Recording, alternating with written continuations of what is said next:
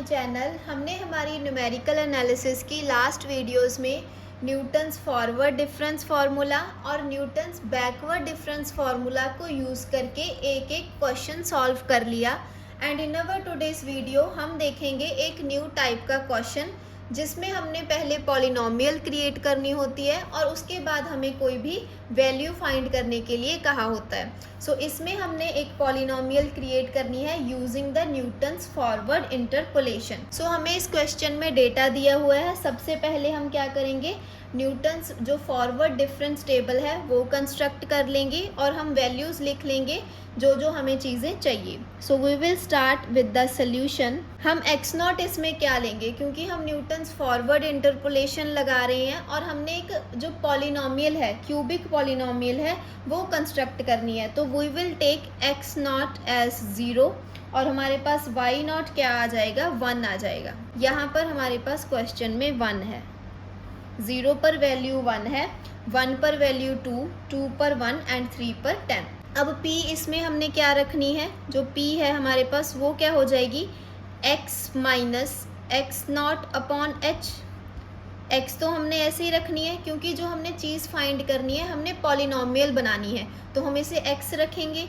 x not हमारे पास क्या है, 0 है, h क्या है, 1 है। So p will be is equals to x। इस क्वेश्चन में हमारे पास p x हो जाएगी। So now we are creating the difference table. तो x की वैल्यूज़ लिख लेंगे, y की वैल्यूज़ लिख लेंगे, डेल डेल स्क्वायर और डेल क्यूब। x क्या है हमारे पास, 0 1 2 3 और y क्या है, 1 2 1 और 10।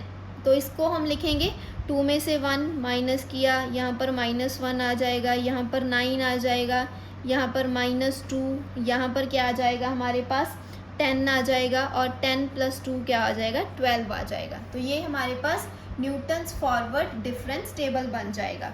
अब हमने फॉर्मूला में वैल्यूज़ पुट करनी है। हमारे पास फॉर्मूला क्या होता है न्यूटन का forward difference formula, yx is equals to y naught होता है and p del y naught plus p -1 del square y naught upon 2 factorial plus p -1 p-2 del cube y naught upon 3 factorial. तो यहाँ पर हमने 3 तक ही लेनी है values. इसमें हम वैल्यूज़ पुट करेंगे। वाई नॉट क्या है हमारे पास, 1 है, p क्या है हमारे पास, x है एंड डेल वाई नॉट हमारे पास क्या आ जाएगा।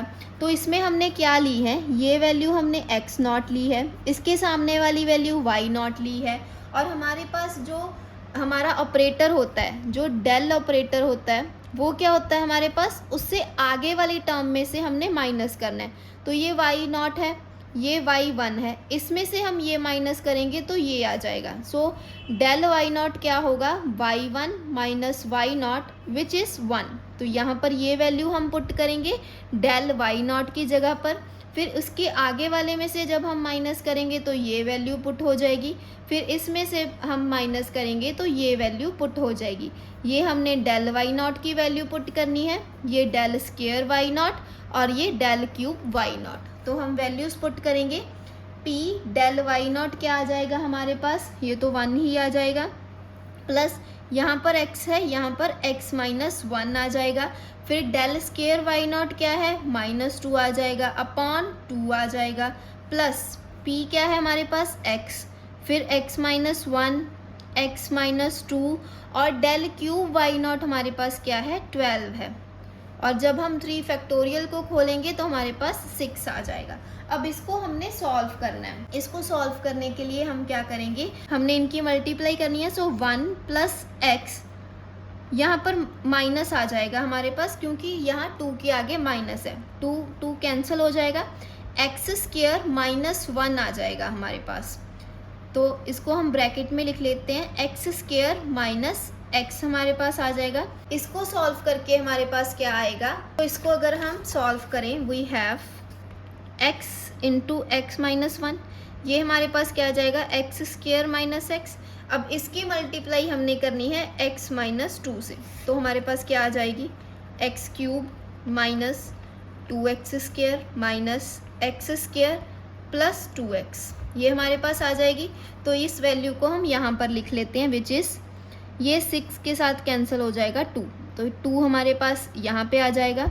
देन एक्स क्यूब माइनस 2 और 1 क्या हो जाएगा, -3x² और प्लस हो जाएगा 2x। इसको हम आगे फर्दर सॉल्व करेंगे तो 1 प्लस x, यहाँ पर -x² plus x, then plus 2x³ minus 3 2 जा 6x², देन 2 2 जा 4x। इसको हम सॉल्व कर लेंगे तो 1 प्लस क्यूब की वैल्यू हमारे पास ये आ जाएगी। यहाँ पर हमारे पास जो x है वो कैंसिल नहीं होगा बिकॉज ये दोनों प्लस के हैं, तो हमारे पास ये 2x बन जाएगा इन दोनों का, and 2x plus 4x which is 6x। तो ये हमारे पास पॉलिनॉमियल बन गई इस क्वेश्चन। तो अब हमें क्या कहा गया था, क्यूबिक पॉलिनॉमियल हमने कंस्ट्रक्ट कर ली थी, वो हमने क्यूबिक पॉलिनॉमियल कंस्ट्रक्ट कर ली, and then we have to evaluate the value of f at x is equals to 4। तो हमने x इज इक्वल्स टू 4 पर वैल्यू फाइंड करनी है। तो हम इसी क्यूबिक पॉलिनॉमियल में 4 जब वैल्यू पुट कर देंगे then we will get the value. तो हम क्या करते हैं, हमारे पास पॉलिनॉमियल बन गई 2x³ minus 7x² plus 6x plus 1। इसमें हमने 4 पुट करना है, तो यहाँ पर हमने 4 पुट कर देना है।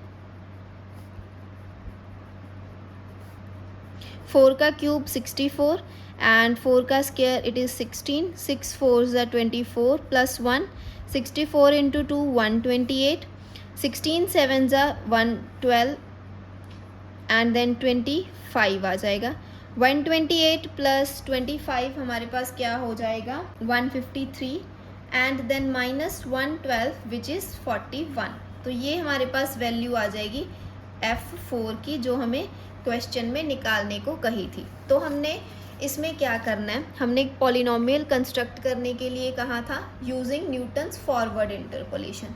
हमें ये वैल्यूज़ दी गई थी, अब हमने फॉरवर्ड इंटरपोलेशन लगाना था, इसलिए हमने फर्स्ट वाली वैल्यू को ही x0 और y0 मान लिया, और हमने पॉलिनॉमियल बनानी है तो हम इसको x लेकर ही चलते हैं क्योंकि हमें कोई ऐसे वैल्यू नहीं फाइंड करनी। फिर हम फार्मूला में पुट करके क्यूबिक पॉलिनॉमियल बनाई, हमें फिर F4 की वैल्यू फाइंड करने के लिए कहा था, वो हमने इस इक्वेशन में पुट करके निकाल दी। सो आई होप आपको ये कंसेप्ट समझ आ गया होगा। If you have any problem then you can ask me in the comment section.